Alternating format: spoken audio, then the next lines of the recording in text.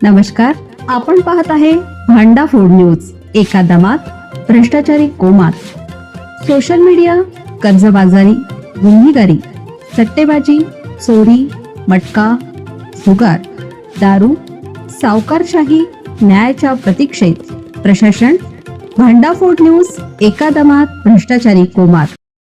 नाशिकमध्ये सेक्स स्कॅन्डलचा मोठा पर्दाफाश. टॅप चोरीच्या तक्रारीतून उघड झाला घाणेरडा खेळ. तक्रारदारच निघाला आरोपी.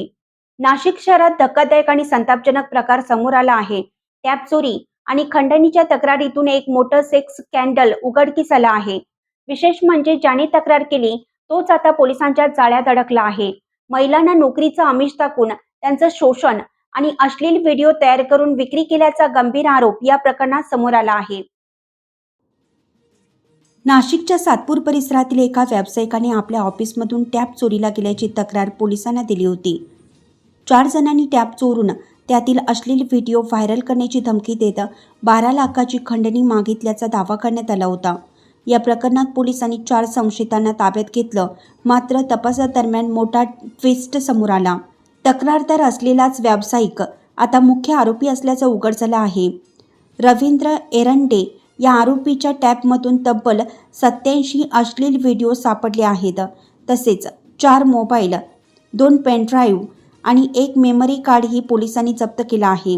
आरोपी महिलांना नोकरीचा आमिष दाखवून त्यांना हॉटेलमध्ये बोलवायचा, त्यांच्यावर अत्याचार करून गुपचूप व्हिडिओ रेकॉर्ड करायचा आणि हे व्हिडिओ ब्ल्यू फिल्म म्हणून विक्री करत असल्याचा संशय व्यक्त केला जात आहे. या प्रकरणातील पीडितांमध्ये अंगणवाडी सेविका, आशा वर्कर, कंपनीतील महिला कर्मचारी आणि घरकाम करणाऱ्या महिलांचाही समावेश असल्याचं समोर आलं आहे. सध्या पोलिसांकडून या प्रकरणाचा सखोल तपास सुरू असून बलात्कार आणि ॲट्रॉसिटी कायद्याअंतर्गत गुन्हे दाखल करण्यात आले आहेत. या घटनेमुळे नाशिक शहरात प्रचंड खळबळ उडाली आहे.